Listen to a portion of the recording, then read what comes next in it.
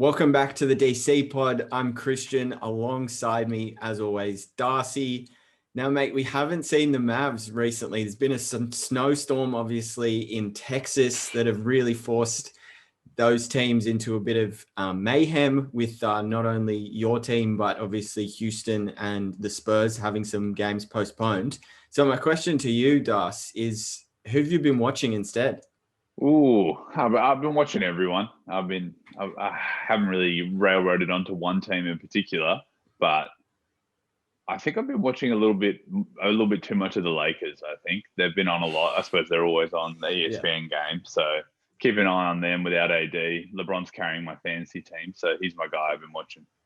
Yeah. Okay. Boring answer, but we'll take it nonetheless. Yeah. So we've got a bit of an all-star edition for this pod. So we'll discuss if they should even have the all-star game. We'll look at, the starters that were announced last week, potentially any snubs, or if it's pretty clear cut and we're happy with what we saw with the end result. And then we'll pick out our reserves. So there's obviously 7 to come from each conference. And then we'll end with the locks. So roll the intro. Let's get to it. Lead pass. Whoa! Stop it! Stop it! Do not do him like that! What are you doing, Dragons? Parker. J.O. Smith! We just saw men fly! Iguodala to Curry. Back to Iguodala. Up for the layup. Oh, blocked by James! LeBron James with the rejection. Decide not to use it. Curry way downtown. Bang! Oh, what a shot from Curry! Play hard. Step back. Puts up the 3, got hit, shot's good, and one! James Harden double team, and a chance for a 4-point play. Okay, so All-Star Weekend. The first question we want to get kicked off with, Das, is should they even have it, given the current situation we find ourselves in? I think for sure they've got to have it. I think it's the most watched event of the season, and, it has a massive international audience, so to kind of take that part out of it, as much as you and I are watching pretty much every day to see a few games and see how it's rolling. A lot of international fans only watch the All-Star game and potentially the NBA Finals. So I think, it's a hallmark event, and to miss it just because a few players don't necessarily want to play, that'd be a bad move for the NBA, I think. When it comes to COVID and the traveling precautions and protocols, I don't see that there being any difference in a bunch of players traveling to Atlanta than teams that are moving around the country right now. So I don't think they can really use that as a massive excuse unless there's a huge outbreak in Atlanta. And I can understand why some players from teams like Miami and the Lakers, who have had the shortest offseason in NBA history, how they might be angry about needing the time off and claiming that, that they were promised this time off, this 10-day kind of period. Now guys have to travel to Atlanta to play the All-Star game, but I don't think that there's any reason to cancel it. I think if LeBron pulled out or said that he was too injured to come and play, I still think they should run it and do whatever they can to put on a great spectacle and a show. And no matter what, I'll watch it. So I think they've got to do it. Yeah, I think most likely the All-Star game itself is going to suck. That's my impression. It does obviously speak volumes when, the best player in the game is like, I don't want to even go. I don't want to even be there. So look, I'm sure there'll be plenty of guys there that play hard, but the beauty of it last year is obviously the Elam ending and the fact that, they really turned it on in that fourth quarter in terms of really making sure they were playing defense and a real emphasis on trying to, get that money for their respective charities. I can't remember which one exactly they were, but I know there was just a lot of pride on the line for both the West and the East, so to speak. So I don't know actually how this year's going to go, but if we're just looking at from like a COVID perspective, what if the scenario happened? And this is, I guess, kind of a doomsday scenario, Das, is multiple players get the virus. How does then that affect their team when they, the season sort of resumes after the break? I'm sure less people would probably tune into, games on TV if there are more of the important guys missing. Potentially less people would attend games, like et cetera, et cetera. I feel like the ripple effect of that occurring is really bad. How do you feel about if that was to go down? I know that's obviously really looking at it from quite a negative point of view, but that is something to be concerned about. Oh yeah, no doubt. I think that would be that would be a huge crumble. That would be a really big kind of stamp in the entire season in terms of how do we make it through to 72 games and how we get through to the playoffs when your core group of guys are your superstars and your star players potentially not available for an extended period. That would be probably the worst possible thing that could happen to the NBA. So I think they would be so overly cautious, especially I think they would treat the All-Star, couple of days almost like a bubble as much as they could. Obviously, it's very difficult to predict exactly what's going to happen, but I can imagine different to most All-Star weekends, there'll be a lot less physical fan engagement and a lot less of the kind of theater and all the small kind of events and promotions around All-Star weekend that normally happen. Players won't be doing those media catch-ups. They won't be doing those, NBA kicks or those fashion walks like down the runway and stuff on All-Star weekend. That kind of stuff won't necessarily be happening. They'll be focused on just making sure that the game runs smoothly and the players are taken care of and being tested. And yeah, I think at all costs they would have to make sure that doesn't happen. Yeah. I mean, did you hear Adam Silver on the TNT broadcast basically explain why the game was in Atlanta? So for those who don't know, TNT, obviously the guys that do the coverage there and alongside obviously ESPN, but TNT is based in Atlanta. So his reasoning for the All-Star weekend taking place there was strictly for production purposes and obviously convenience being in the same city. So some people were questioning as to why that was the place, and any sort of number of things were thrown out, including is it the best idea to have it in basically the strip club city of America. But I'm probably most happy with the fact that there'll be a 3-point shootout. That's always something I love. I think they were going to do it before the game, and then the dunk's going to be at halftime is what most likely they will. I love the idea of doing it all in one day. I, wasn't really interested in particular parts of All-Star weekend. When you can roll it all into hopefully, a 3 or 4 hour show, that would absolutely be an advantage, I reckon. I don't really like sitting through the whole weekend to watch it. No, that's true. The celebrity game was an absolute punish. Wouldn't that be a punish every year? The idea of it is much better than the actual product itself with the celebrity game. I mean, it's cool if you yourself are playing in it, but I wouldn't spend more than a second tuning into that. As we mentioned before, All-Star starters were announced, was it Friday, our time? Yeah. Friday, that's right. So just before the weekend. Anything that stands out to you about the 5 guys that were named for both the East and the West? Well, there's only one really, really young guy in that list, and it's Luka Doncic. So it was lovely to see him make it as a starter once again. I suppose one thing that stood out to me, I guess, having Beal in there after all the talk about him not making the All-Star game last season and kind of the conversations that have continued in the narratives in the media throughout this season about how he's been the most talked about player, not only because he's leading the league in scoring and he's playing amazing basketball, but their team's struggling to win games. They've got a whole lot of coverage on them now because Westbrook is their newest acquisition, and a lot of them, a lot of us expected them to be a lot better than they are.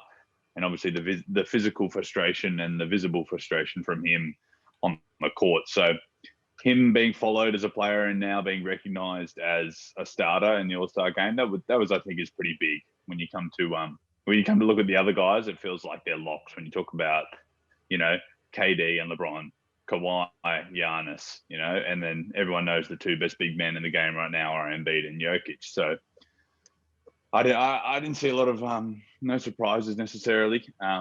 When I was picking out my ballot for my fan vote, it was a very tough decision between Luka, Steph, and Dame. I wanted all 3 of them in there, really. They're all just so much fun. I love to watch them. And a little bit of the news that's come out of kind of this announcement is that people thought Dame was snubbed for Luka. So I'm interested to hear what you think about that, whether you think Luka was deserving over Dame. No, I think it's Dame. Yeah. A lot of people have spoken about it, but I think the recent play of Dame has just sort of taken it to a new level. I mean, we know the numbers are pretty insane for both guys, but I think just what Dame's doing with, it's harsh to say role players, but I mean, when Portland are healthy, a lot of these guys will be role players. As good as a Gary Trent is, and a Derek Jones, and a Covington, and a Cantor, like, how many of those guys are going to be relied upon during crunch time? I mean, maybe Covington for defense, but once you get Nurk and CJ back, hopefully you can really start to get on a roll, because CJ was obviously having a career year and Nurk was having a slow start. So you hope he can get back to it. But I mean, the thing that I found most fascinating when doing a bit of research into this, Das, is Lillard has played more games this season without CJ than Doncic has played without KP just for this season. So it's been a while since we've seen CJ.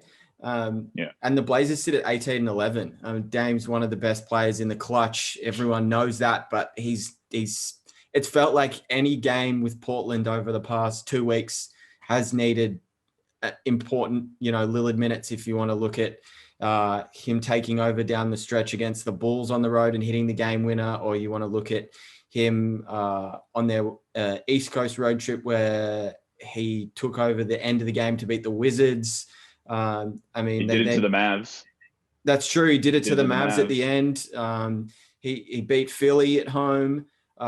There's a lot of good teams that he's just ticking off on his way to really having a ridiculous year. And I think he has shot himself into the MVP conversation now. There's probably no doubt about that. As deserving as Luka is, if you want to just basically, if you can't split the two, I think more often than not, you normally look at record, and the fact that the Blazers sit just above the Mavs. Obviously the Mavs had the COVID outbreak and whatnot, which sucked and was bad timing. But I think if you're just strictly looking at facts and you want to go with wins versus losses, you have to take the Lillard and the Blazers for now. But yeah. I think it's very, very tight, obviously. I think you make a really good point, and I kind of felt that way as it came out, as the news came out. Like I've been watching Dame. He seems to do this every single year. He just puts the team on his back whenever they've got injuries. And when you watch the game, like, it's all built around him. The way that he attacks the defense, draws, and gets his role players into the game. The way he forces double teams away, gets himself to the free throw line. And then in the fourth quarter, he takes it upon himself to make huge, deep threes. And he always pretty much seems like he always comes up with the goods in the clutch situation. So he's an amazing player. And I think you can make the case that Dame has been as valuable to his team as Curry has. Because when I look at Curry and the Warriors, I think they're not even close to a playoff team without Curry. But when you look at the record and the standings and what Dame's been able to do with the injuries that they have, he's been amazing. So I think, Dame is a starter in my book, but it's just interesting to see, and you kind of realize, just how important, I guess, the NBA and the All-Star starters system is set up for the fans to have a big impact on the voting, and popularity is a huge part of it. It's crazy because Dame is, I think he's really popular. Like, I don't really know anyone who has much bad to say about him and how good he is, but it just kind of speaks to how, I guess, how entranced everyone is with Doncic, and, he's an international player. All the European fans of the world would be, thinking about him as their favorite guy. And also interesting on the Eastern Conference side, a guy who I thought potentially would have missed out on starter because he missed almost 2 weeks. Kyrie missed almost 2 weeks of games and never really he never really said why, never really stated a proper reason. And to be fair, like his production has been amazing when you look at his stats for the games that he has played. But I think when it comes down to it, the reason that he was a starter, is that fan vote, and his popularity as a person, as like a brand. And I think it sucks that a guy like Dame misses out on the top 5, and potentially some guys in the Eastern Conference who may have been more consistent or more valuable to their team in the first, 35, 40% of the season than Kyrie. But, the All-Star game is for superstars. It's for those guys who we talk about all the time in the media, and we can't go without hearing from them for an extended period of time, or they're just going to be trending no matter what. So both really, really strong teams, and I think Dane's probably the only guy who I would consider a genuine snub. Yeah, look, I actually have an honourable mention for the East Stars, and I know exactly the reason why, and you know exactly the reason why he wasn't voted a starter. But James Harden, so obviously everyone's turned on him since he basically he did obviously mail it in. Everyone saw that the final weeks, or effectively you could say from the start of the season he mailed it in.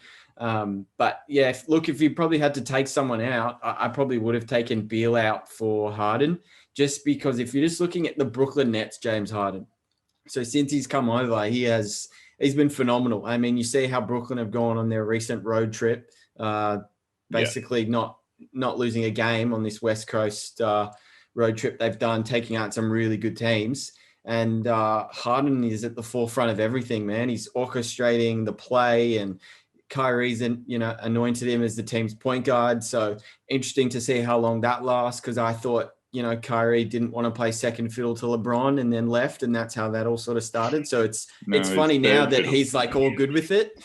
So I don't know if this is maturity or it could blow up if the Brooklyn don't win the championship. Who knows? That's something to keep an eye on, because I don't understand why Kyrie would suddenly flick a switch like that and say, no, everything's all good. But Harden's been unbelievable. The one game that sticks out in particular on this West Coast road trip is the comeback against Phoenix. And I mean, people forget about the Harden Chris Paul partnership that was only 2 years ago in Houston, and they obviously had a sour ending, but there was obviously a lot in that game for both teams, and credit to him for basically bringing that Brooklyn team back from, I think they were down 20, no Kyrie, no KD, and Harden brought him all the way back and got the win. So that's just about as impressive as anything I've seen, because Phoenix were rolling.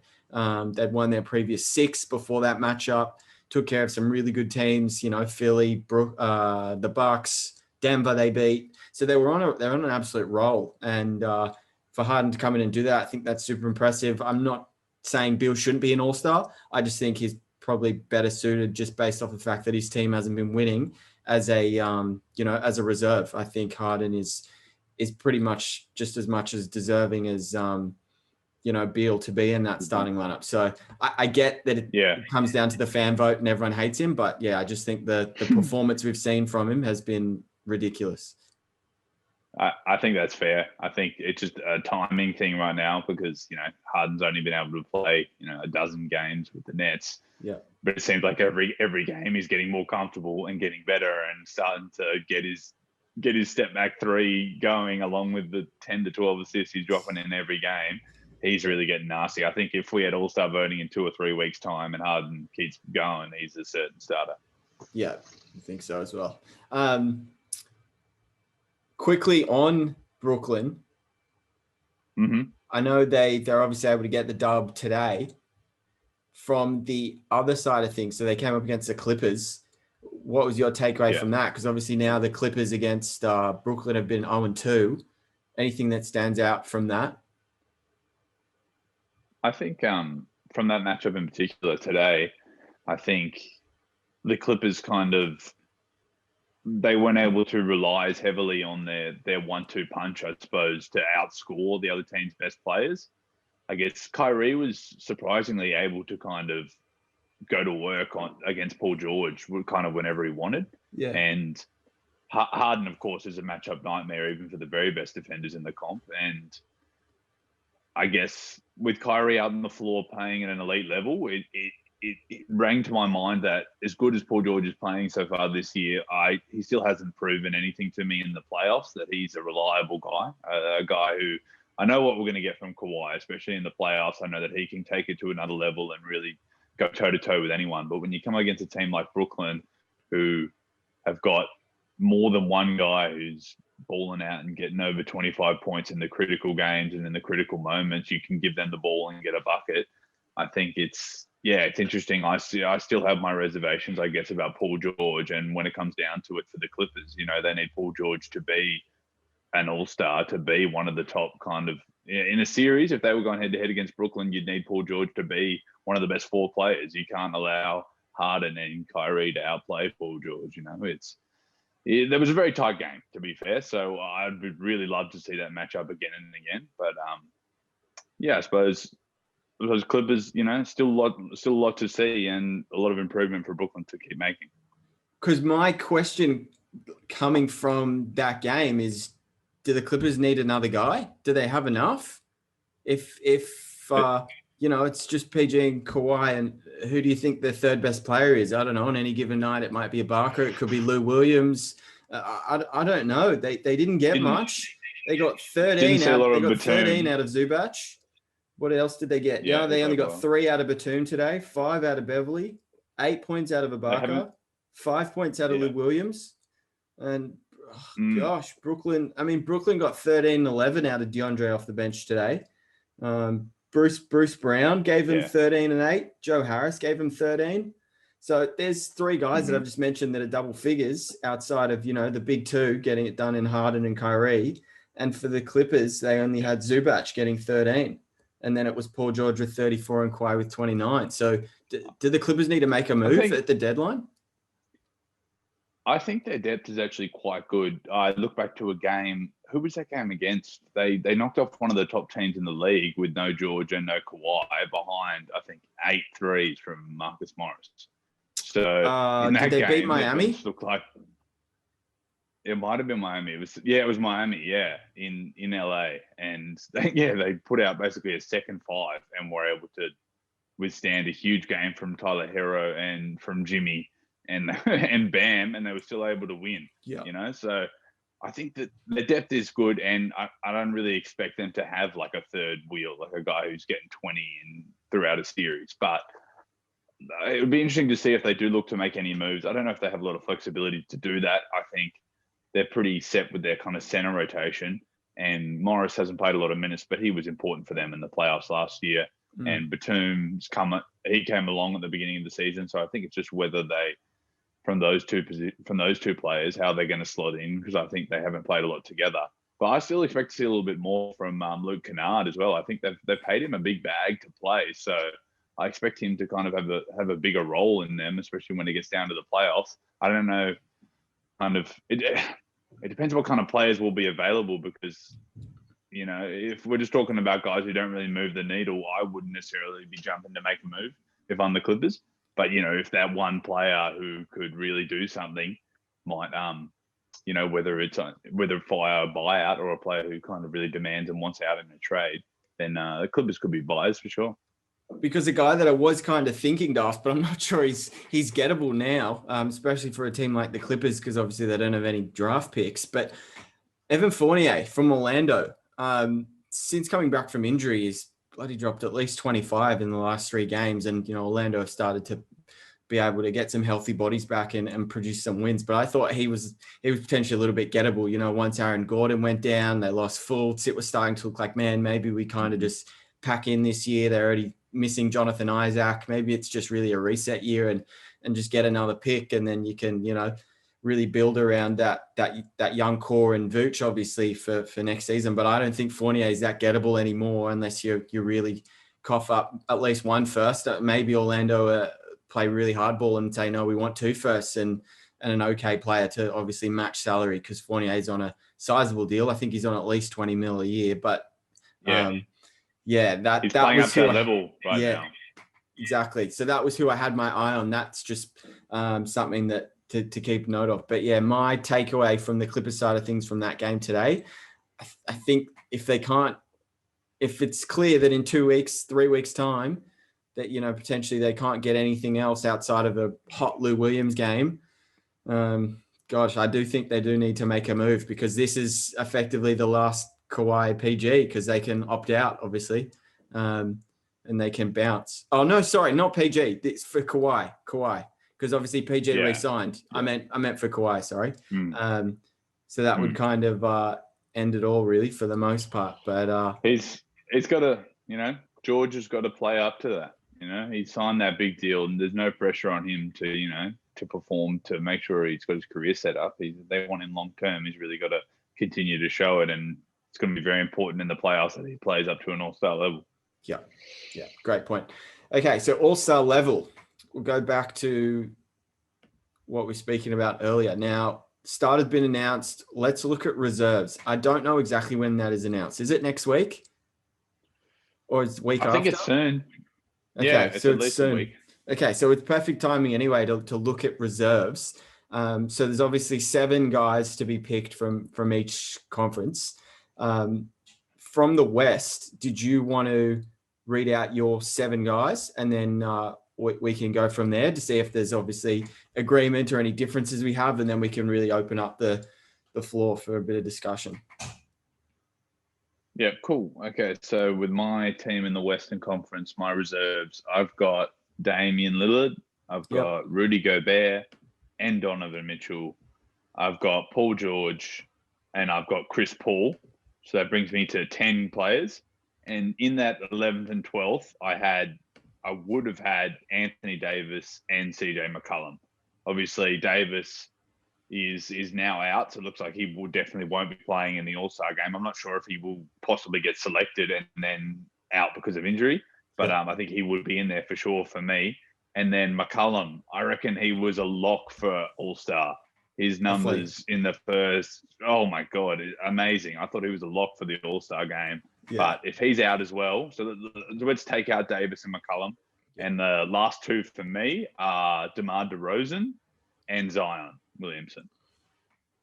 Okay, so out of all those names, the only difference was I had Mike Conley instead of DeMar.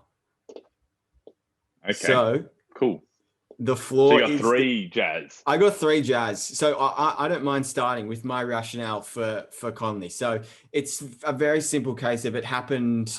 How long ago now? 5 years ago, 6 years ago, that Atlanta Hawks team that just smoked everyone in the regular season. They actually snagged 4 All-Stars that year because I think it was Teague, Millsap, Horford, and Kyle Korver got the nod that year, I think, as well. So similar rationale. I just think you got to reward the best teams, Das, and they've really proved it for the most part. I mean, they'll probably be pretty pissed that they let that Clippers game go the other day. Obviously when Kawhi and PG came back, but just looking at it as a whole, I think Conley's been integral to that sort of team success. They're obviously 4th in the league for offense, 2nd in the league for defense. Like they're 2.5 games clear of the closest team behind them in the league, which is the Lakers. They won, was it 19 out of 20 before losing that game to the Clippers. So they were blowing everyone off the park. Conley has definitely rejuvenated himself. I love how he constantly gets paired with Rudy Gobert. So effectively it's Favors and Clarkson that'll normally come on off the bench to replace those 2. And then it's, like for like effectively is what they try and replicate, but they have a really nice cohesion. It's almost similar to a Gasol Conley pairing back in Memphis days, other than the fact that, Gasol's obviously a much better passer than Gobert, but the cohesion's there. I love the chemistry. Conley is gone back to his confident self. I remember when he first came over from the Grizzlies last year, he was just an absolute shell. I remember there were games where he was going over. It looked like he'd never picked up a ball in his life. He was really struggling. But now everything I see is back to the old Mike Conley. Very creative in the lane, knockdown shooter. Obviously, he's awesome with floaters. We've spoken about him in the past. But I think it comes down to you got to reward the best teams. And that's why I've got 3. So I think that's a good point. I really like Conley's game, and I think that's probably the major thing that you can pinpoint in between the difference of the regular season last year and this season for the Jazz is not only is Clarkson playing great off the bench, but they're getting super efficient minutes out of Conley.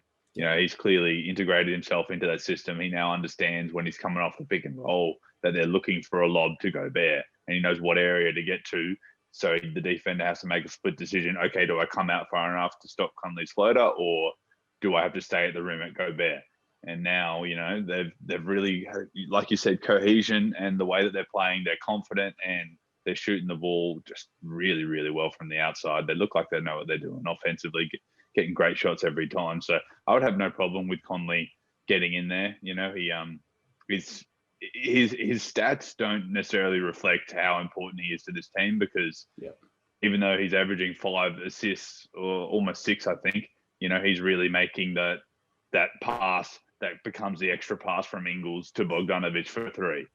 So a guy like Ingles is averaging over 5 assists. It's just part of the way that he's playing a really, really strong role for them. And his assist to turnover is great. He's almost averaging 2 steals. He's knocking down threes at almost 40%. So Conley's been a special player for a long time. And I think kind of how he's integrated himself in Utah just shows that, he's always been a really good player. And those years in Memphis, it could translate to whatever team he gets onto. He's clearly an all-star caliber player, and it'd be nice to see him get recognized. But if I was going to counter and come the other way, I go another guy who needs to get recognized for his 3 years in the Spurs is DeRozan. He's putting up great numbers. His scoring's a little bit down. It's around 20 a game, but it just kind of shows how DeJounte Murray and Derek White, now that he's back, and some of the young players like Keldon Johnson, and that they've been able to kind of be much more successful with less shooting from DeRozan, still shooting over 50% from the field and close to 90 at the free throw line. But DeRozan's now averaging 6 assists and only 1 turnover. So, the guy's really taken his playmaking to another level when no one really thought about him as a playmaker. And where they sit in the playoffs right now in the Western Conference, I think he's really got a good shout at All-Star. Where are the Spurs in the playoff race at the moment? Do you know? I've got it right here. Are they 7th? Spurs they're in 6th at 16 and 11 above Denver. Okay. Yeah. Well, I guess that might have something to do with them missing 3 games this week. But still, they're only 5 games above 500.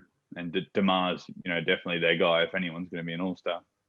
Yeah. Well, if they missed 3 games this week, they could have picked up a couple of wins and been, right there with Portland then at 18-11. So, yeah, man, that's it. You're really nitpicking when it comes down to these last few all-star spots. Is always a tough decision to make with the reserves. I mean, yeah, the obviously uproar that you're speaking about last year with Brad Beal was the most notable, but yeah, it is a tough one. I think the West is obviously really hard with so many teams being, really competitive compared to the East, where I think I saw it that if you're 500 in the West, you're barely making 8th or 9th, but if you're 500 in the East, you're like 4th.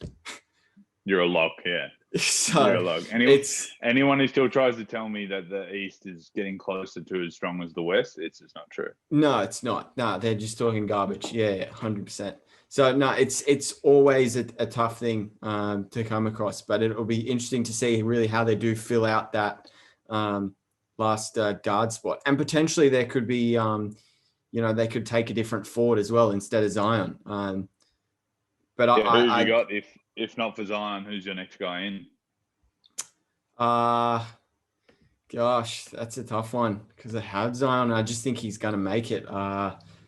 Who else would I push in there? I think he will too. I can't think of who else I could even push in there. That would be a good shout. My next couple of names, I've got Booker and Ingram as close. They're still having pretty good seasons. Yeah, I couldn't. And the last week of Jamal Murray has been pretty special. When I took a look at his season numbers, they're starting to round out a little bit because we were hating on him quite a bit. But when you're able to drop a 50 piece on like 80% shooting, then all of a sudden we got to take note. He can go off at any time, Jamal Murray. Yeah, he can, but I still don't believe Das. I don't. Oh gosh, why couldn't he have dropped a 40 piece against Atlanta today? Why couldn't he have helped them get a win?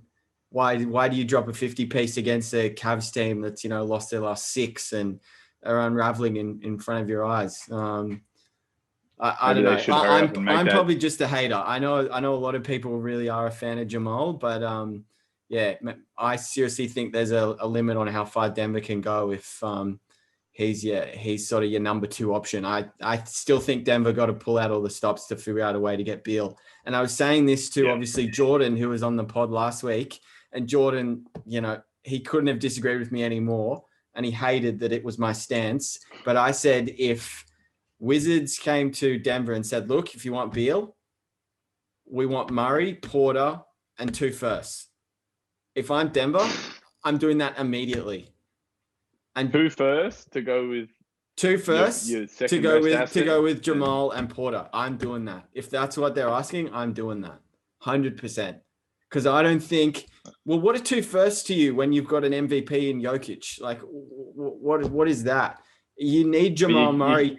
Well, you would have needed Jamal Murray to continue playing like he was in the bubble for him to have enough currency and value to be able to not have to give up that much. Or you needed Porter to start figuring out that there's other ways to actually play offense. And, you actually need to, if you're not at least confident defensively, you've at least got to put in effort. If you don't have the skill, you've just got to at least try. You're at least a big body. Be there, move your arms, be smart, communicate with your teammates, call out switches, like all the basic stuff. But instead, Porter's literally a 0. If he's not, hitting tough contested shots, which that's the only way he scores. In transition, he'll get an easy lane or a dunk, or in the half court, he catches it. He's got a man defending him and he just raises up and he hits it. And sometimes he's going to go, 8 from 14 from the field or 9 from 10 and hit 5 threes. But he did against you guys in Dallas. I remember that. He had a big game. But I do it. If I'm Denver, I do it. And I know a lot of people disagree, including Jordan. Interesting. Yeah, well, Jordy doesn't like him either, Michael Porter Jr. I think Denver would actually be okay with moving Michael Porter Jr. I don't think that the coach is in love with him and his game. So I think they'll still try to explore that. I just think if you're going to move Murray for Beal, then I don't know if Washington could get a better deal out on the market than even just Jamal and 2 firsts. That sounds like a pretty juicy deal. I don't know if many teams would be willing to give up their number 2 option and 2 first rounds to get Beal. We'll see. We'll see what they do. I think Coach Malone and stuff, they just love him too much. He's part of the fabric of this team, and if they're going to make it a move, it'll be without touching Jokic or Murray. Okay. But we'll see. I'm on an island there. I know that. Yeah, I definitely know that. I just don't think Porter's a Porter and 2 firsts. I don't think Washington do that. I just think they were like, I don't know. I don't think so. But yeah, okay. The Eastern Conference. Do you want me to get kickstarted with this one? Yes, please. Okay. So starting obviously the 3 forwards, I've gone Sabonis, Randall, Jaylen Brown. Then then I've gone James Harden, Zach LaVine, and the last 2 spots, Ben Simmons, Chris Middleton. Okay, so Tatum's not making it for you. No, he's not. Wow. You got, who did you have over Tatum? You had Randall. Yep. Julius Randall. Yep. Interesting. Yeah, I'm pretty close with you. I Where had did Simmons we split? and Harden. Yeah. Okay. I had Sabonis as well. I thought pretty long and hard about Sabonis over Adebayo, but I just think Sabonis has been so integral to everything that Indiana are doing, and they're playing much better basketball right now. So when the numbers are so close like they are, I think Sabonis is definitely deserving of that spot. Yeah. Randall, I really wanted to find a spot for him because when you look at their record, like, I love it. He's the one getting it done for them. Like, he really is. And Das, you and I, 15 and 16. Yeah, you and I are probably the first 2 that need to put up a hand and apologize to the Knicks, because we weren't high on them at all coming into the season, were we? I mean, we were under. You and I definitely didn't see this one coming. So that's probably a little bit of it is, taking responsibility, admitting that I was wrong. But part of it is he deserves it. I mean. Yeah, I think that it's tough because he's been good, but to me, I don't think Tatum. Tatum's been too good to miss out on All-Star. I think if there was one person to kind of fall off, as good as I thought Jaylen Brown was borderline starter, a couple of weeks ago, the way he's been playing. But when I kind of looked at his numbers, even though they're very, very similar to Tatum's, I think that Tatum's got to be in for sure, the way that he's the guy they go to, and he's averaging the most points on that team, and he's kind of carrying them every night in terms of scoring load. I think that Tatum's got to be in, and if there was one person to bring Randall in for, it'd probably be Jaylen Brown, but they're incredibly deep in a guard in the guard spot on the bench here because, hard.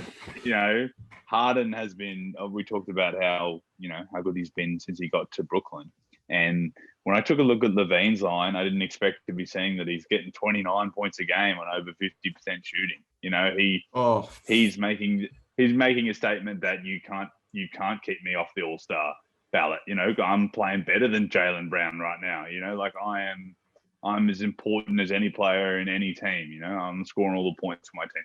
And they're actually creeping up in the standings, Chicago. They're 13 and 16. So even though that's 3 games below 500, they're 9th in the East and looking like a lock to be in a playoff scenario if Levine can keep this level of play up. So it's interesting that we both had him in.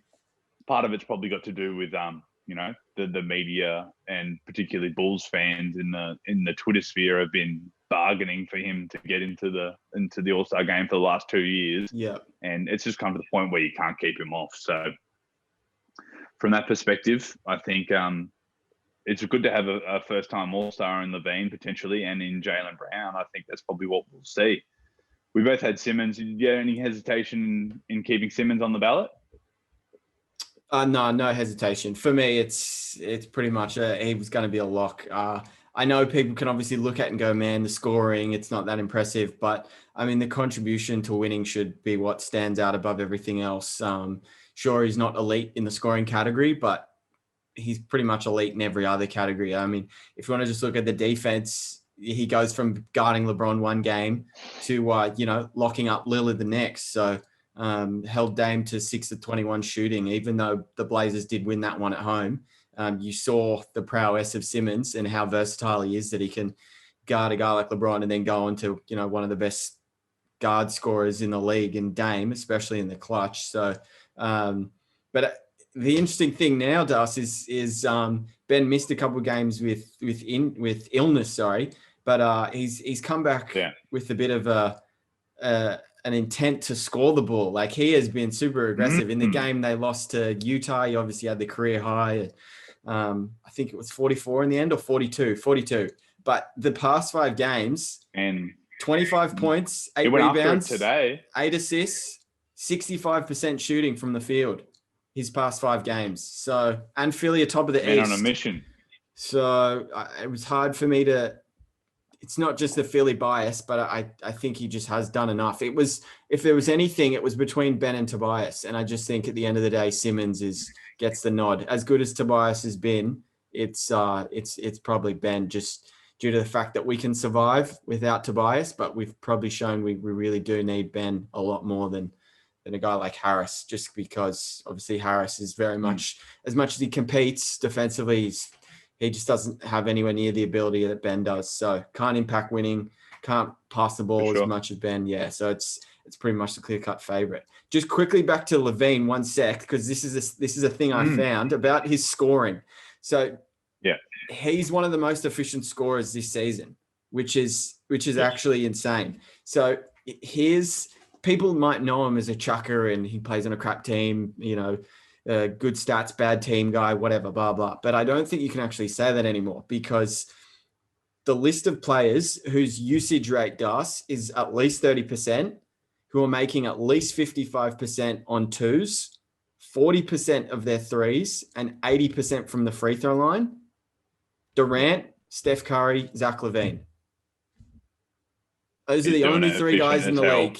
So it's really impressive that now he's not just a chucker, he's getting it done. And only Dame, Steph, and Beal have more 30-point games than Levine this season as well. So it's the numbers speak for themselves. So that's a great little bite. I know it's time to start watching a little bit more Chicago basketball. I think so. See if they can get back. Well, what's his name's out? Markkanen's out at the moment. They just got Wendell Carter back, and Pat Williams has shown some good things for them. So Thad Young's having a good bounce back here.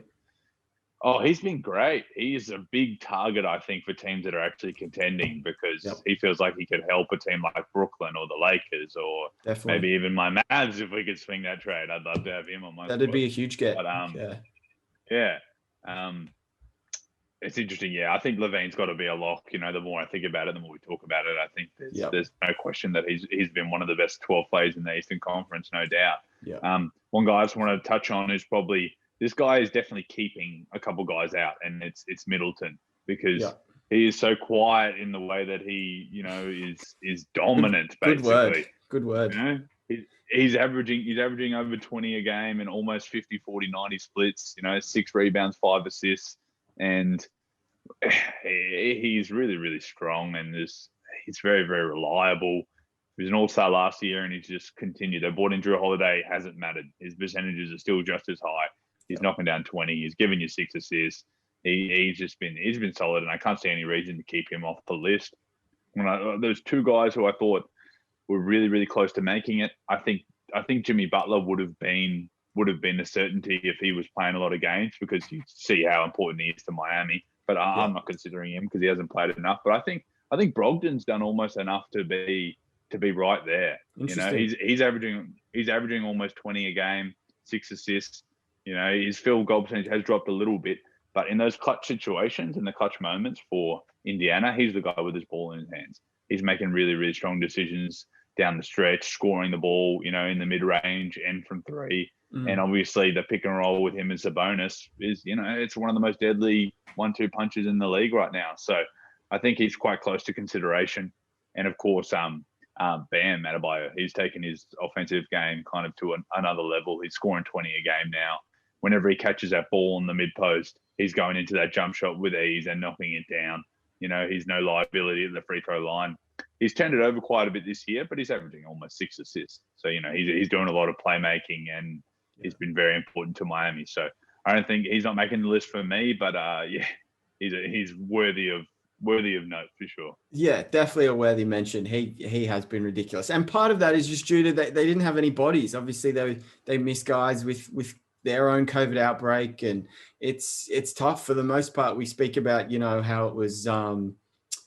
Who did we just mention that we're missing a lot of guys? Dallas earlier, how Dallas obviously missed a lot of their role players. Well, same can be said really with Miami, how they were going through it. So for the most part, it was Bam and a lot of nothing. And that's difficult to be able to produce. We see obviously Dame's making it look a little bit easy at the moment with not having, his guys with him, and he's still producing, but it's tough to do. And, Bam still produced. Yeah. Dragic missed games. Avery Bradley's that's their 2 hardly highest played any scorers from last season. Yeah, haven't seen anything. Barely Harkless has played any. Yeah, they've missed a lot of guys actually. So seen a lot of Gabe Vincent as a result from Miami. That guy seems to knock down a few threes, but yeah. And you guys Strus as well. Strus guy can shoot. He's like he's another Duncan Robinson, isn't he? He's literally like just another white guy that shoots threes. They're relying on Robinson for like 35 minutes, which I think is too much. It is, isn't it? Yeah, we'll see if they can get their rotation back intact. Yeah, because then they could start to be a threat. Okay, well, that probably wraps it up, I think, for the All-Star talk. The only other thing... I think, just to continue with what you're saying with Middleton, quiet is the perfect way to sum up his game, just a silent assassin. The thing I love the most, I know you mentioned the 26-6 and 50-40-90, what he's on track for, but I found this little tidbit, Das. He averages 37-7 per 36 minutes when he plays without Giannis.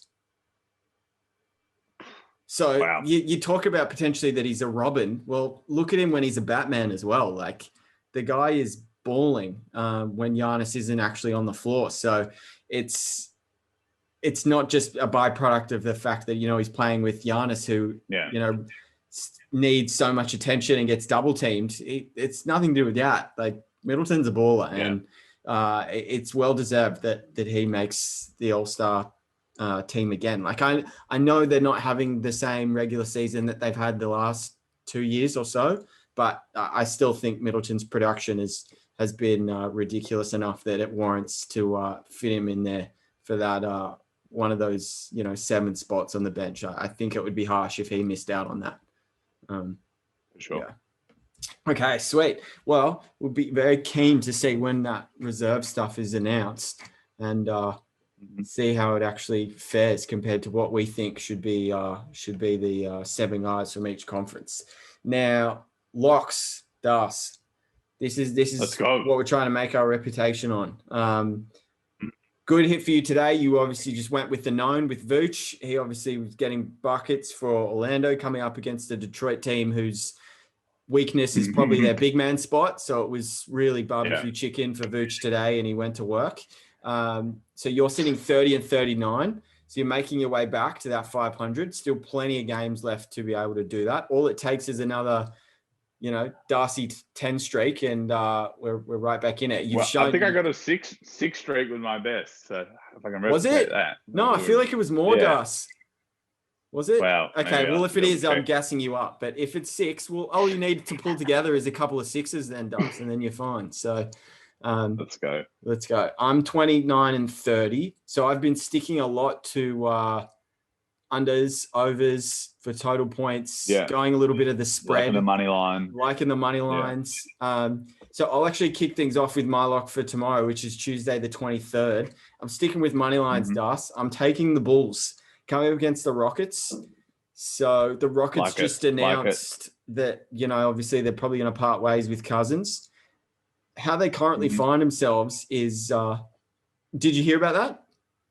No, DeMarcus. Yeah, they're gonna part ways with DeMarcus. So Cousins is going to basically, his contract got guaranteed earlier in the week. Yeah, earlier last week.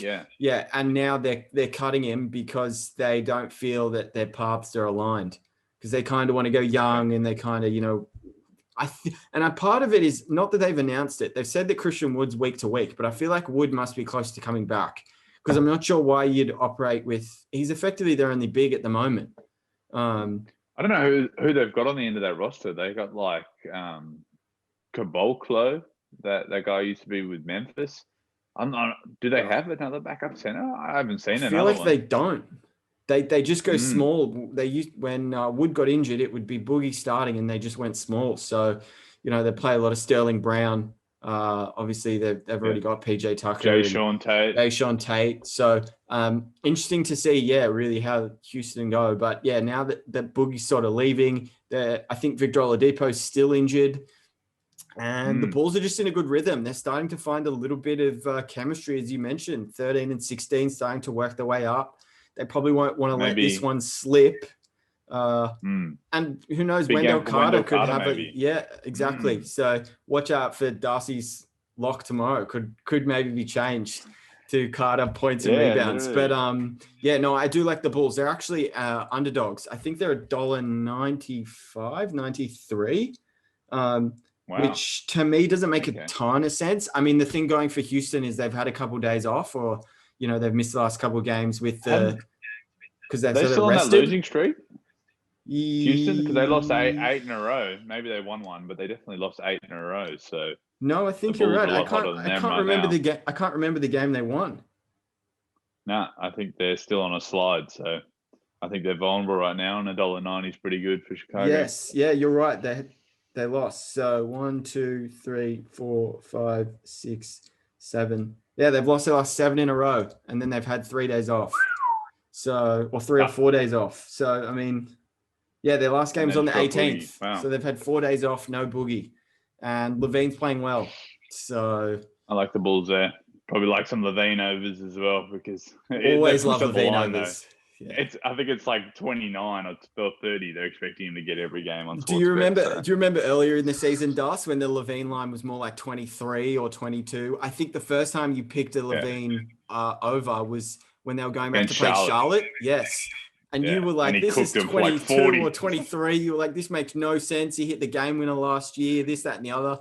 But I think they very slowly, obviously, sports bets start to figure out that, we've really got to bump up the line. Zion was barely 20 points for a while, and now he's up to, 24 or 25 for his line for most games, because he just seems to score, obviously 30 plus on bloody 70% shooting each night. So it's he's up to 26 a game on 61% shooting. He's a freaking all-star. He's an all-star. Wow. Yeah, definitely. Did you see the finish to that game today with Zion? Yes.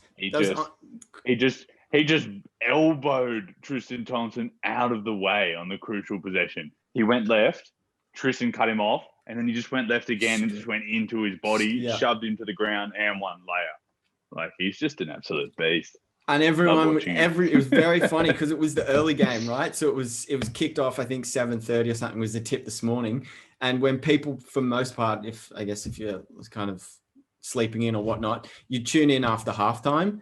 And Zion had like 4 points at the half. He was like 1 of 4 shooting, and he had a couple turnovers. And people were like, "Whoa!" Like Tristan Thompson, Daniel Tice, like how good's this? Then he literally cooks him in the second half. Obviously helped lead them back. I think they went on a 46-19 run or something to finish out that game, down by 20 plus in the third, and a lot of Josh Hart, a lot of Zion, a little bit of Melly, bit of Ingram. Oh yeah. Boy. They went with Melly down the stretch, and it really worked. It did. Yeah, I'd like to see some more stretch around Zion for sure. Yeah, we've spoken about it. People know. Got to have a stretch player next to Zion. That's for sure. What lock are you feeling, Das, for tomorrow? Okay, tomorrow Sportsbet are given a bunch of markets for the Phoenix game, so I'm going Chris Paul over combined points and assists. Mm-hmm. I feel like he just keeps hitting the markers on assists and points every single game. He's shooting the ball like crazy. It's 26.5, which is quite big. So we're looking at least, like a 15-point game from him, and then his standard, 10 or 11 assists. So that's at $1.87. I feel like it's a pretty strong, reasonable thing. Like I think he's a clear all-star over Devin Booker. Like as good as Booker is offensively and how he can break guys down off the dribble and hit incredibly tough shots, shots that not many other guys can hit in clutch moments. Chris Paul is running this team, and he's the reason that they're a playoff team right now. He's setting it all up. He's controlling the tempo of the game. He's dishing out, close to double-digit assists with only 1 or 2 turnovers. And he's shooting the ball at a really high clip as well. He's starting to get his free ball rolling right now. Always shoots 90% at the free throw line. Chris Paul's been special. He's been an all-star for me, and I'm thinking tomorrow, $1.87, points and assists over 26.5. Who do Phoenix play tomorrow? They've got... It's not Portland, is it? Who they got? Don't think so. Tomorrow they're playing the Wizards. Yeah, they got Portland tomorrow. Oh, big game. They got Portland at home. Oh, so I think he'll be looking to go toe to toe against Dame. Yeah, Dame will be obviously doing his thing, scoring a lot of buckets. But one thing about the Trailblazers, even though they've been getting through with lots of wins, they've been struggling to defend teams for most of the season. So I think Paul to go over on those assists and points, I think is probably a pretty good call. Yeah, well, he went berserker mode the other day against the Pelicans, finished with 19 assists. Did you watch any of that fourth quarter, by the way?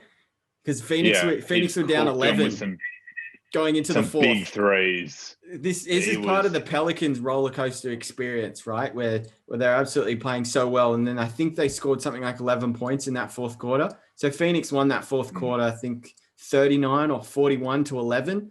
So it was just absurd. And it was so, if you watch any quarter from start to finish, just watch the fourth quarter of that Phoenix Pelicans game, because Chris Paul puts on the absolute biggest clinic of all clinics. Like it was executed perfectly. The team was playing great. You have Jay Crowder knocking down threes. You have, Cam Johnson hitting threes. Everything was just perfect. And then of course, capped off by Chris Paul's famous, has the ball on the right wing, shot clock's running down, takes one hard dribble to his right and just throws it over his shoulder. And it's just money. It's all net. So yeah, no, that is a really good shout. I do expect that to get up. Yeah, Chris Paul's been brilliant. We mentioned him that he was an all-star, but we didn't go too in depth into his season. But yeah, I think if a lot of people had, he's been better than last year. Well, exactly. I think the perspective and potentially what people are thinking is there's no way you can replicate. The OKC Chris Paul was the best of the best at the current age he's at now. And, turns out they were wrong. So credit, because Phoenix are absolutely rolling. But no, that's a good lock. Expect that to get up to us. Let's go. Let's do it. All right. Perfect. We'll leave it for there. And we'll be back to do another one. We had a little bit of a break between the last one we did with Jordan, this one. So we might look to not have as long as a break, come back somewhere in that, 7-day range to review some of the action. Because teams are now starting to get back on track. If you just want to look at one, it's Miami. I think they're starting to figure things out just a little bit. Obviously, I think Toronto as well. Yep, Toronto, great call. Some big play from Norman Powell. Man, I really like him, and he's starting to straight cook folks. That's a great call. 20 a game. That's a great call. And then obviously the first bit of news that broke in regards to movement was Ryan Saunders getting let go by Minnesota. So what did you think about that? Because you and I had spoken the last couple of days, and we were probably more thinking Luke Walton would be the first guy to get canned this season. So what did you think of the whole Minnesota situation that went sort of down today?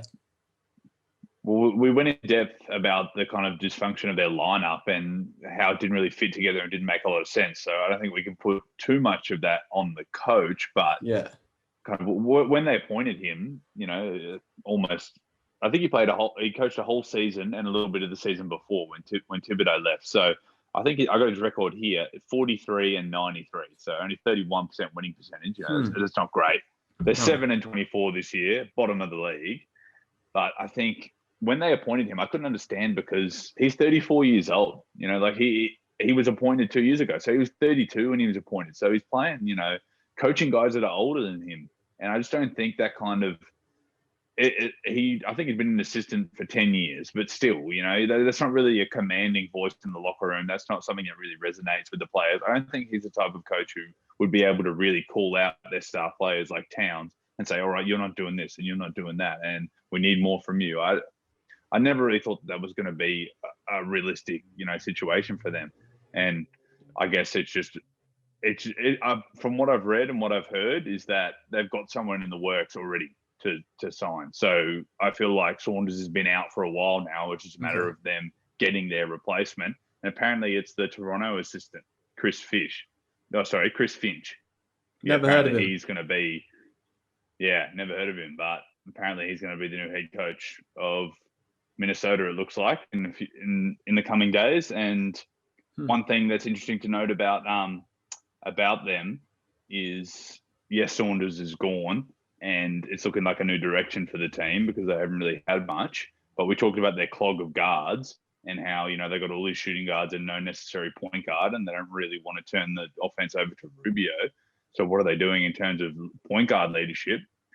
And the number one thing that's interesting, besides their number one pick that they've got in Anthony Edwards, and we saw his monster dunk. We talked about it before the pod. He if you haven't seen that, go and check that out. Maybe we chuck a link to that in the episode because Anthony Edwards' dunk of the year over the weekend, absolutely ferocious. Yeah. But they've got that number. They traded that pick to Golden State Warriors for the first round for this upcoming draft. If it's not top 3, then they don't get it, and the Warriors get their pick. So they're kind of this whole season, they got rid of Saunders, great, but this whole season is going to come down to, do they get those ping pong balls that land them in the top 3? Otherwise, it's a complete failure of a year. Yeah, that's, I think, what will really put the nail in the coffin, man. If they have this effectively a year from hell, and, obviously D'Angelo Russell's missed a lot of games. He's going to miss the next, I think, month at least. Cat's obviously missed some time with COVID and, injuring his wrist. But the worst thing that'll come from this season is if they don't get that first round. If that goes to Golden State, literally add it to the list of just absolute disastrous moves to go down by Minnesota. If you want to look at, the famous one that everyone speaks about where they passed on Curry twice for, Johnny Flynn and Rubio, and Flynn's not even, who knows where Flynn is. But there's just, they have the biggest resume of just blunders and mistakes that I think stacks up with pretty much no one. They're in a league of their own for the amount of bloody mind-boggling decisions that have gone down for that franchise over the past 10 years at least. So, I don't know. Add trading Kevin Love, and the best you got back was Wiggins. Like, I don't know. You can add so many to that. And then turning Wiggins into, turning Wiggins into D'Angelo Russell and potentially losing a first round pick for it. So, and Wiggins is looking quite good, and we don't know what's happening with D'Angelo, who's injured. So I know. Yeah. It's all a curse right now for Minnesota. Yeah. Well, just for the people listening and following, if you want to know who Darcy and I are high on for the next guy to get fired, we're both on board with Luke Walton. I think Sacramento have gone into a little bit of a spiral. We've spoken about in the past about their mixture and rotation, and it just doesn't make much sense. I mean, if you've been listening to Darcy and how he feels about it, it's moving Halliburton into the starting lineup for Bagley. That's what Darcy's been pretty high on, as opposed to trading out Buddy Hield to move Halliburton in. So it'd be interesting to see what goes down, because gosh, Sacramento would be wasting a pretty good De'Aaron Fox year if they keep heading down the path they're heading down, because he could have potentially been a guy we had in the conversation for one of those reserve spots if Sacramento were playing a little bit better. It felt like they're going on a bit of a run. You remember they beat the Clippers in LA? Yeah. And since then, they've lost their last 7, 8. They're 12 and 18 now. So they lost 5 straight at home before losing, to Chicago and then losing to Milwaukee today. They're 3.5 games behind the 8 seed, but they're only 2.5 games away from the play-in. So they've really got to continue to kind of get over it and kind of sort out their rotation, because they're going to be a chance at that play-in. Yeah. They really need to take that chance. Definitely. Well, the thing that we've figured out about him is, if you didn't already know, they definitely need Rashawn Holmes in the lineup. They're a completely different team when he's not playing. So it just shows his importance to that group, because they're embarrassing for the most part defensively when he's not there, because we know what Whiteside gives you. But yeah. We'll hold things there, Das, until next time. You're going to shoot that ball like Mr. Zach LaVine. Oh, good. Thanks for me. Let's go. Good stuff. Good shit, Things are turning around. Hopefully the locks will also turn around. The locks will have to follow if you keep making shots like that. All right, Das. Been an absolute pleasure as always. Speak to you soon. Till next week. See you, mate. See ya.